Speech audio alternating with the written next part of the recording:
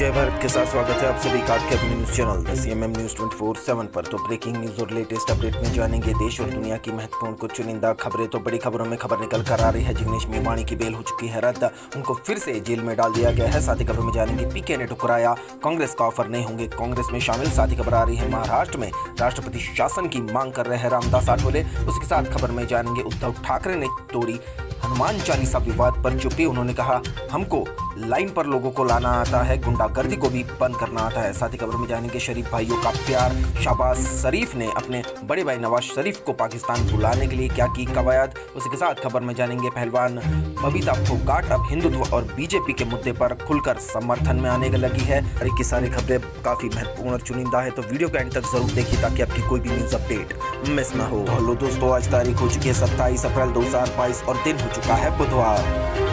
तो पहली बड़ी खबर में जानेंगे सुप्रीम कोर्ट ने कहा ऐसी राहत मत मांगिए जो हम दे ना सके।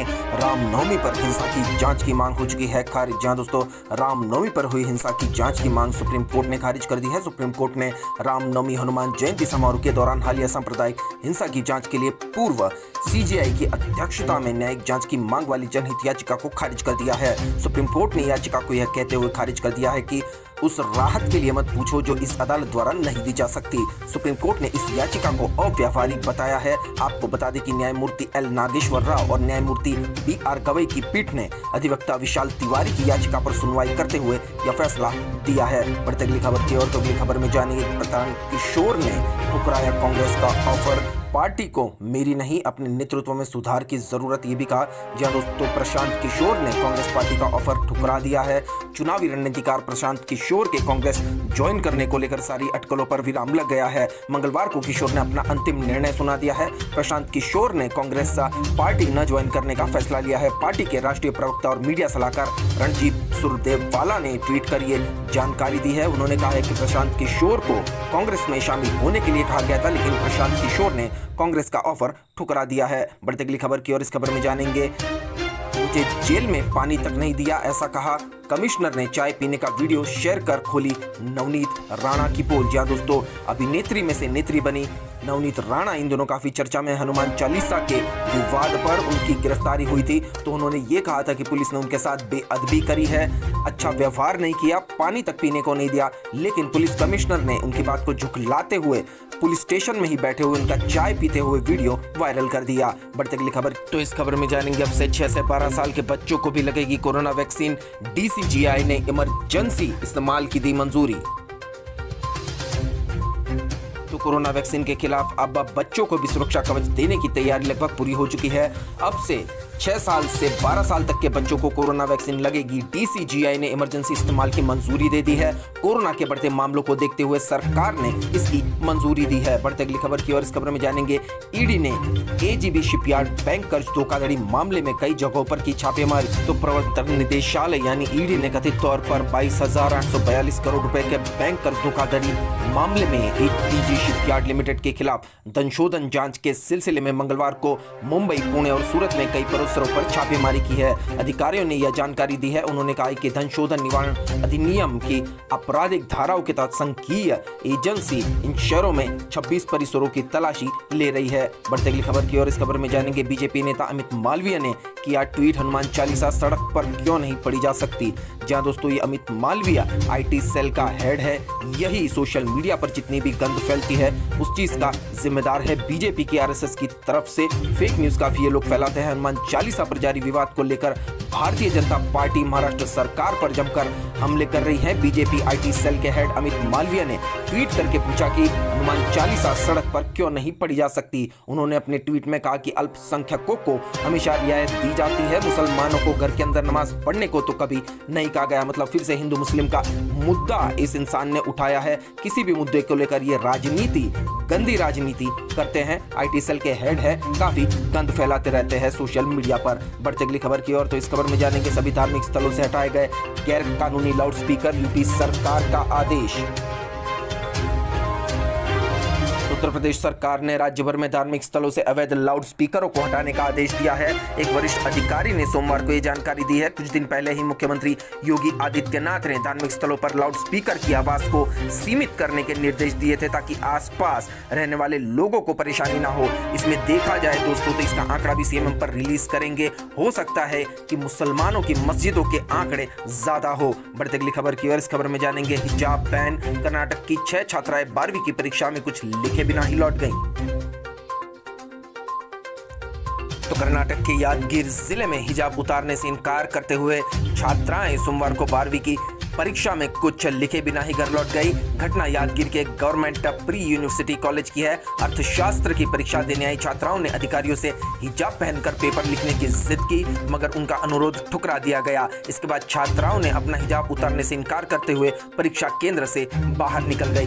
बढ़ते अगली खबर की ओर। तो इस खबर में जानेंगे शाहरुख खान, काजोल और फराह खान जज करेंगे डांस रियलिटी शो झलक दिखला जा ने किया है अप्रोच। एंटरटेनमेंट वर्ल्ड से खबर आ रही है। झलक दिखला जा के मेकर्स ने 10वें सीजन के लिए काफी बड़े नामों को शामिल किया है। उन्होंने बादशाह शाहरुख खान और अभिनेत्री काजोल के साथ फेमस कोरियोग्राफर फराह खान को जज बनाने के लिए अप्रोच किया है। जहां दोस्तों शाहरुख खान और काजोल की जोड़ी काफी फेमस है बॉलीवुड में, तो हो सकता है इनकी केमिस्ट्री देखने के लिए लोग झलक दिखला जा पर टीआरपी ज्यादा दे दें। बढ़ते अगली खबर की ओर। इस खबर को महाराष्ट्र हनुमान चालीसा और शिवसेना की गुंडागर्दी से जोड़कर देखा जा रहा है। दरअसल बीजेपी नेता भारतीय जनता पार्टी के नेता किरीट सोमैया ने खार पुलिस स्टेशन में प्राथमिकी दर्ज कराई थी। दरअसल शनिवार को उन पर कथित तौर से शिवसेना के सदस्यों ने हमला कर दिया था, जिसके बाद वे सोमवार को बांद्रा पुलिस स्टेशन में शिकायत दर्ज करवाने गए थे। ये कथित तौर पर कहा गया है दोस्तों, इसका कोई भी प्रमाण किरीट सोमैया के पास फिलहाल नहीं है। बढ़ते अगली खबर की ओर। इस खबर में जानेंगे गडकरी ने इलेक्ट्रिक व्हीकल मैन्युफैक्चरर्स को दी चेतावनी, कहा खराब वाहनों को जल्द करे रिकॉल। तो बीते दिनों इलेक्ट्रिक व्हीकल्स में आग लगने की कई घटनाएं सामने आई थी दोस्तों। इसके बाद इलेक्ट्रिक व्हीकल कंपनियों के अलावा भारत सरकार ने भी इन घटनाओं पर संज्ञान लिया है। अब केंद्रीय मंत्री नितिन गडकरी ने ईवी कंपनियों को अग्रिम कार्रवाई करने की भी चेतावनी दी है। देखते अगले समाचार। इस समाचार में जानेंगे एमपी बोर्ड इंटरमीडिएट रिजल्ट की घोषणा इसी हफ्ते संभव। इन वेबसाइट पर आप कर पाएंगे चेक। जी हाँ दोस्तों, तो MP BSc MP board result 2022 यानी कि 12वीं क्लास के रिजल्ट mpbsc.nic.in पर Madhya Pradesh higher secondary certificate exam के लिए नतीजों की घोषणा इस वेबसाइट पर देखी जा सकती है। बोर्ड द्वारा इससे पहले परिणामों की तारीखों को साझा किया जाएगा, उसके बाद ही आप अपना रिजल्ट देख पाएंगे। बढ़ते अगली खबर की ओर। इस खबर में जानेंगे भारत सरकार का एलन मस्क को जवाब, टेस्ला से नहीं चीन से कार निर्यात से है समस्या।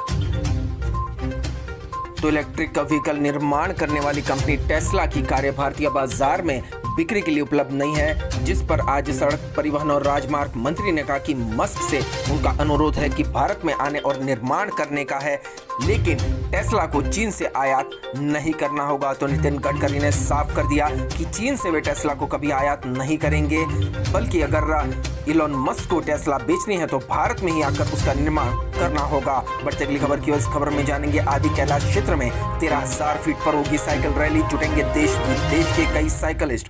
जहाँ दोस्तों यूं तो साइकिल रैली अपने आप में ही एक का साहसिक और रोमांचकारी खेल है, और ये 13,000 की फीट की ऊंचाई पर हो तो रोमांच दुगुना हो जाता है। आदि कैलाश क्षेत्र में ऐसे आयोजन से साहसिक खेलों के साथ ही पर्यटन को बढ़ावा मिलेगा। दरअसल उत्तराखंड के उच्च हिमालय क्षेत्र में रोमांचक साइकिल रैली का आयोजन किया जा रहा है। आजादी के अमृत महोत्सव के तहत पिथौरागढ़ की तहसील धारचूला के उच्च हिमालयी भूभाग में गूंजी से आदि कैलाश तक मई तीसरे सप्ताह में आयोजित ये साइकिल रैली होने वाली है। साइकिल रैली की तैयारियां प्रारंभ होने लगी है। जिलाधिकारी ने इसके लिए कमेटी का गठन करते हुए व्यवस्थाएं सुनिश्चित करने के भी आदेश दिए हैं। बढ़ते अगली खबर की ओर। तो इस खबर में जानेंगे हाईकोर्ट का सामूहिक दुष्कर्म व हत्याकांड में मृतक के शव को कब्र से निकालकर दोबारा पोस्टमार्टम करने का दिया है आदेश। तो कलकत्ता हाईकोर्ट ने गांगनापुर सामूहिक दुष्कर्म हत्याकांड में पुलिस को मृतक का शव कब्र से निकालकर उसका फिर से पोस्टमार्टम कराने का निर्देश दिया है। मंगलवार को न्यायाधीश राजशेखर मंथा की एकल पीठ ने यह फैसला सुनाया। पुलिस को 11 मई को पोस्टमार्टम रिपोर्ट अदालत में जमा करने को कहा गया है। गौरतलब है कि नदिया जिले के गंगानापुर थाना गर्तम मिजोर ग्राम पंचायत के कामारगोरिया गांव में एक गृहिणी के साथ गत 6 मार्च की रात को कुछ लोगों ने उनके घर में घुसकर सामूहिक दुष्कर्म किया। दुष्कर्म के बाद उन्होंने गृहिणी को जहर भी खिला दिया था। तो ये सारी की सारी खबर है। तो इसमें कोर्ट ने कहा है कि लाश को फिर से निकालकर उसका पोस्टमार्टम किया जाए। बढ़ते अगली खबर की और इस खबर में जानेंगे जम्मू कश्मीर से खबर आ रही है। तालिबान आतंकियों के सहारे कश्मीर में माहौल बिगाड़ने की साजिश में जुटा हुआ है पाकिस्तान।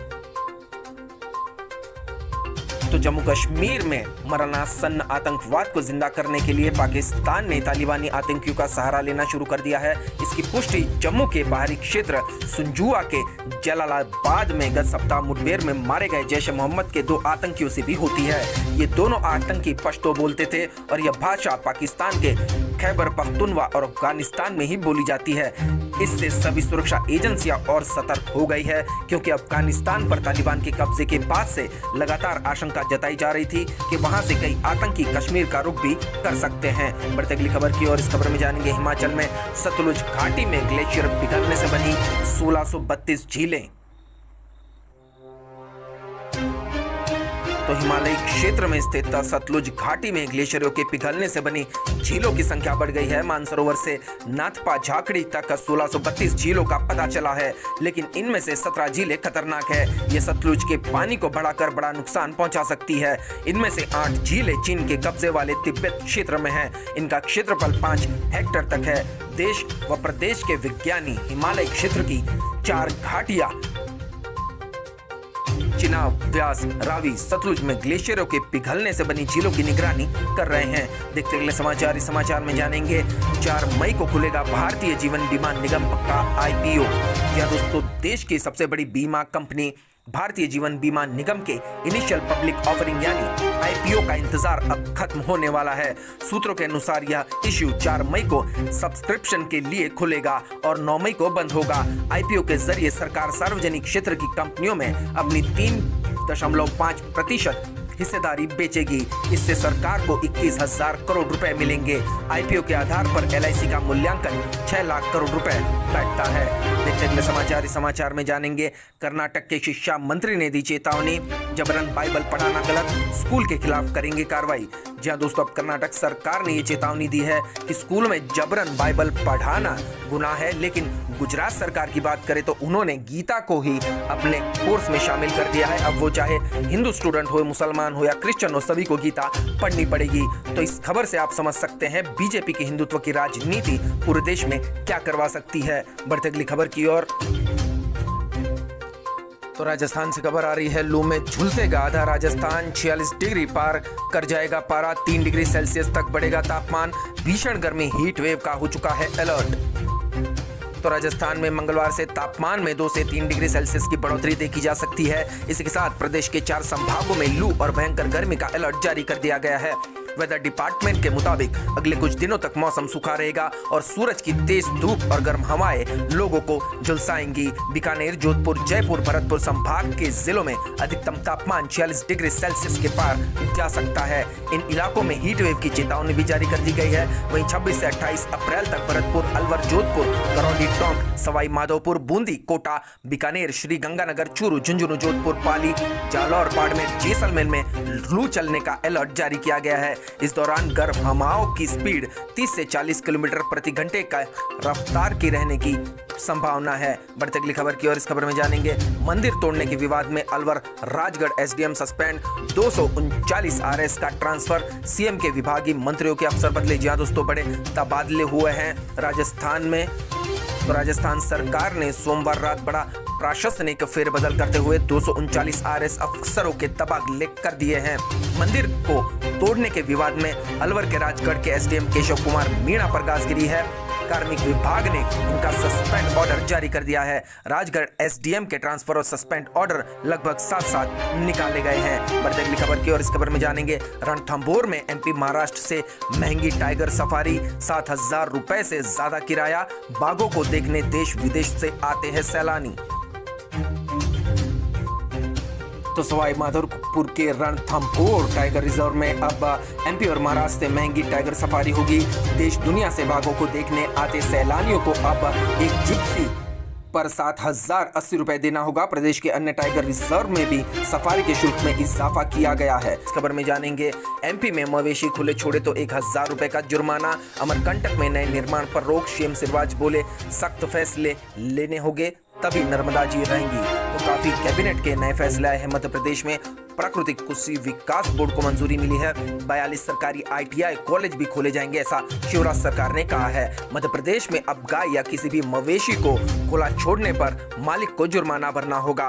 कैबिनेट मीटिंग में यह तय हुआ है कि आवारा जानवरों पर नियंत्रण के लिए 1,000 रुपए जुर्माना लिया जाएगा। कैबिनेट में रखे गए अध्यादेश में 5,000 रुपए जुर्माना तय हुआ था। मुख्यमंत्री शिवराज सिंह चौहान ने इसे घटाकर 1,000 रुपए कर दिया है। देखते अगले समाचार। इस समाचार में जानेंगे एमपी में टेम्परेचर के तेवर। भोपाल इंदौर में 44 डिग्री पार करता जा रहा है पारा। ग्वालियर चंबल में भी लू का है अलर्ट।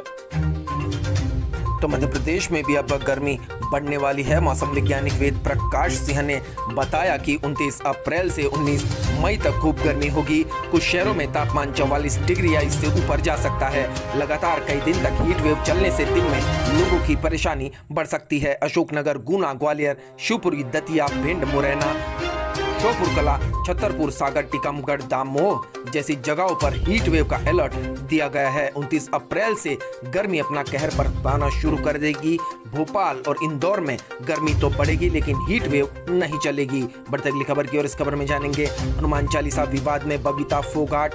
भाजपा नेत्री बोली हिंदुओं को पत्थर मारोगे तो कांग्रेस और शिवसेना तुरंत करवा देगी जमानत। मतलब यही लोग हमला करवाते हैं हिंदुत्व के नाम पर और यही लोग सफाई भी देते हैं दोस्तों। तो अब महाराष्ट्र में हनुमान चालीसा विवाद में हरियाणा खेल विभाग की डिप्टी डायरेक्टर और भाजपा नेत्री बबीता फोगाट भी कूद पड़ी है। उन्होंने एक बार फिर विवादित टिप्पणी की है। इस बार उन्होंने कांग्रेस और शिवसेना को घेरा है। उन्होंने ये ट्वीट किया है, आप अपनी स्क्रीन पर देख सकते हैं। बढ़ते अगली खबर की ओर। तो इस खबर में जानेंगे महाराष्ट्र में राष्ट्रपति शासन चाहते हैं केंद्रीय मंत्री रामदास आठवले।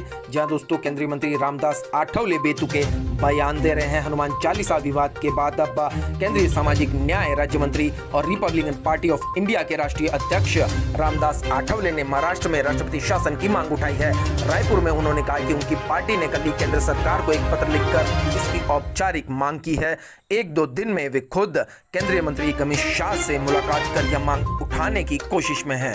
तो रामदास आठवले अभी काफी लाइमलाइट में आ चुके हैं उनके बयानों की वजह से। बढ़ते अगली खबर की ओर। इस खबर में जानेंगे हनुमान चालीसा विवाद पर उद्धव ठाकरे का पलटवार। सीएम बोले पाठ करना है तो घर में आकर पढ़िए, दादागिरी करने वालों से हमें निपटना आता है। तो उद्धव ठाकरे ने फाइनली अपनी चुप्पी तोड़ी है हनुमान चालीसा के विवाद पर। तो महाराष्ट्र में हनुमान चालीसा को लेकर चल रहे विवाद के बीच पहली बार मुख्यमंत्री उद्धव ठाकरे का बयान सामने आया है। उन्होंने कहा है कि हनुमान चालीसा पढ़ना है तो घर पर आकर पढ़िए, दादागिरी करने वालों से हमें निपटना आता है। सीएम ने सोमवार को एक कार्यक्रम में कहा हनुमान चालीसा पढ़ने का एक तरीका होता है लेकिन दादागिरी मत करिए। अगर ऐसा करेंगे तो बाला साहब ने सिखाया है कि दादागिरी को कैसे निपटाया जाता है। उद्धव ने आगे कहा कि हम घंटाधारी हिंदुत्व नहीं गदाधारी हिंदुत्व का पालन करते हैं। मैं जल्द ही एक रैली करूंगा जहां सबकी खबर ली जाएगी। ये कमजोर हिंदुत्ववादी यहाँ आए हैं, ये नकली नए हिंदुत्ववादी है। इन्हें बीच स्पर्धा करनी है कि तेरी कमीज मुझसे ज्यादा भगवा कैसे।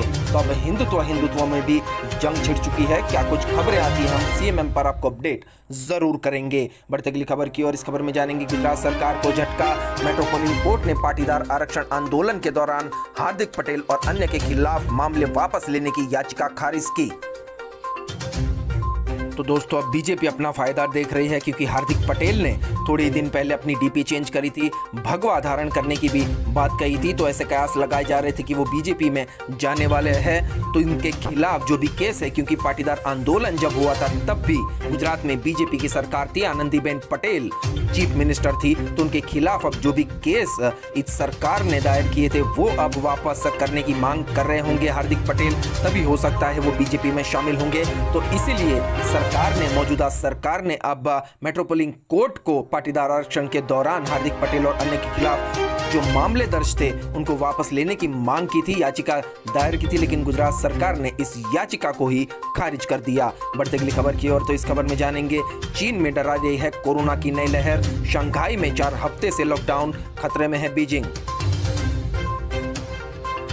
तो चीन में कोरोना की वजह से आम जनता काफी परेशान है। शंघाई और बीजिंग में कोरोना का प्रभाव ज्यादा है। शंघाई में 4 हफ्तों से ज्यादा समय से लॉकडाउन लगा है क्योंकि कोरोना का कोराम अभी थमा नहीं है। दोस्तों, चीन में कोरोना की वजह से आम जनता काफी परेशान है। चीन के 2 बड़े शहरों शंघाई और बीजिंग में कोरोना का प्रभाव ज्यादा है। शंघाई में 4 हफ्तों से ज्यादा समय से लॉकडाउन लगा हुआ है और इसका असर बीजिंग पर भी दिख रहा है। देखते अगले समाचार। इस समाचार में जानेंगे पाकिस्तान से समाचार आ रहे हैं। दोस्तों, कराची यूनिवर्सिटी के बाहर बड़ा बम धमाका हुआ है। चीनी नागरिकों समेत कई के मारे जाने की भी आशंका जताई जा रही है। दरअसल पाकिस्तान की कराची में एक का बड़ा धमाका हुआ है। दोस्तों, इस धमाके में कई लोगों के मारे जाने की आशंका है। बम धमाके में कई लोग मारे गए हैं। मिली जानकारी के मुताबिक का ये धमाका कराची यूनिवर्सिटी के पास हुआ है और निशाने पर चीनी नागरिक थे। मीडिया रिपोर्ट्स के मुताबिक इस धमाके में 4 लोगों की मौत हुई है, जिसमें 2 विदेशी नागरिक हैं। इसके अलावा कई घायल लोग भी हुए हैं। इसमें खबर आ रही है कि धमाका एक का वैन में हुआ था। शुरुआती जानकारी के मुताबिक का कराची यूनिवर्सिटी में कन्फ्यूशियस इंस्टीट्यूट के पास एक वैन में धमाका हुआ है, जिससे कई लोग घायल हुए और कई की मौत भी हो गई। मरने वालों में विदेशी नागरिक भी है जो कि यूनिवर्सिटी में पढ़ाकर लौट रहे थे। मृत लोगों में चीनी डिपार्टमेंट में पढ़ाने वाले लोग भी शामिल है। देखते अगले समाचार। इस समाचार में जानेंगे रशिया यूक्रेन वॉर न्यूज के बारे में। रूस को आंखें दिखा रही है यूरोपीय देश। क्या फिनलैंड स्वीडन पर भी आक्रमण करेंगे पुतिन? जी दोस्तों, क्योंकि अब नाटो में शामिल होने के लिए फिनलैंड और स्वीडन ने भी आवेदन किए हैं। अगर ये लोग भी नाटो में शामिल हो जाते हैं तो इनका सैन्य संगठन जुड़ जाएगा। इन पर हमला भी अमेरिका पर हमला समझा जाएगा और कोई भी इन देशों पर हमला करेगा तो पूरे के पूरे देश मिलकर नाटो में जितने भी देश है वो उस देश पर हमला करेंगे। तो रूस के प्रधानमंत्री व्लादिमीर पुतिन को अब क्या इससे डर लगने लगा है? क्या वे अब स्वीडन और फिनलैंड पर भी क्या हमला कर सकते हैं? क्योंकि नाटो में शामिल होने के लिए यूक्रेन भी जा रहा था और इसीलिए ये सबसे बड़ी वजह रही है रशिया यूक्रेन के युद्ध की। बढ़ते अगली खबर की ओर। तो इस खबर में जानेंगे रूस के विदेश मंत्री ने तीसरे विश्व युद्ध के खतरे की दी है चेतावनी। क्या कुछ खबर में आपको बताते हैं। रूस और यूक्रेन के बीच जारी युद्ध के बीच रूस के विदेश मंत्री सर्गेई लावरोव ने सोमवार को बड़ा बयान दिया है। उन्होंने तीसरे विश्व युद्ध की वास्तविक खतरे की चेतावनी दी है।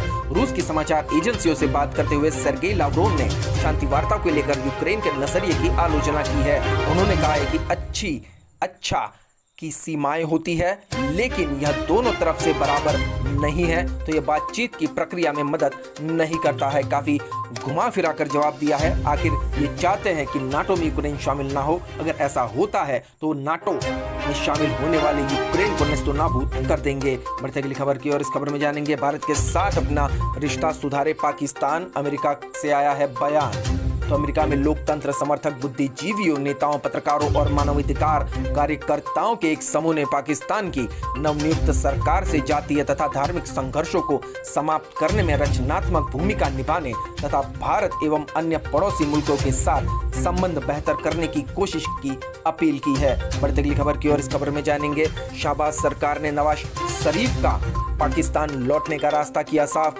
तत्काल श्रेणी में बनाया पासपोर्ट। तो पाकिस्तान के पूर्व प्रधानमंत्री नवाज शरीफ को ब्रिटेन से अपने वतन लौटने के लिए पासपोर्ट जारी कर दिया गया है।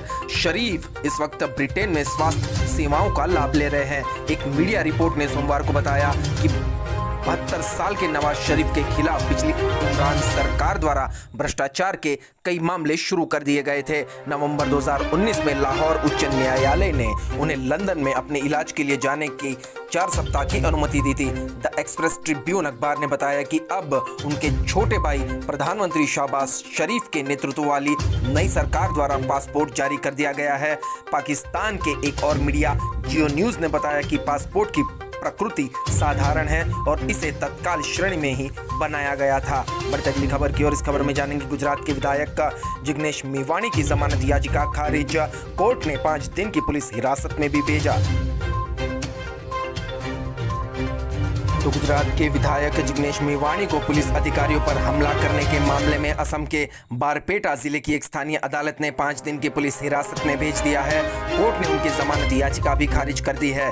जिग्नेश मेवाणी के वकील एडवोकेट अंशुमान बोरा ने बताया कि बारपेटा पुलिस ने गुजरात विधायक जिग्नेश मेवाणी को उनके ट्वीट से जुड़े मामले में जमानत मिलने के ठीक बाद एक अन्य मामले में फिर से गिरफ्तार कर लिया। तो इस मामले में जितनी तत्परता असम पुलिस की तरफ से दिखाई जा रही है दोस्तों, उसमें सवाल ये खड़े हो रहे हैं कि एक दलित विधायक को बीजेपी की ओर से परेशान किया ही जा रहा है, दबाव डाला जा रहा है। तो अब जानेंगे सर्राफा बाजार में क्या है सोने चांदी का भाव। तो मल्टी कमोडिटी एक्सचेंज पर आज सोने चांदी के भाव में बढ़त आते हुए देखी गई है। भावों में बढ़ते मांग बढ़ने और निचले स्तरों पर खरीदारी बढ़ने की वजह से तेजी देखी जा रही है।